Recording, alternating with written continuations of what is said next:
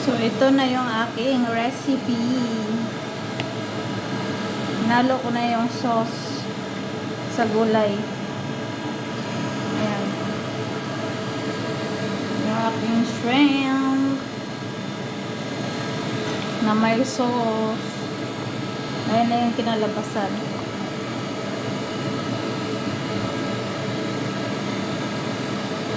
Ayan.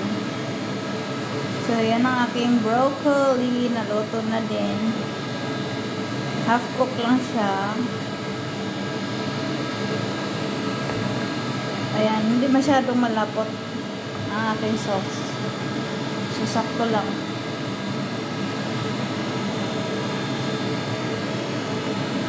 Sakto-sakto lang. Ayan.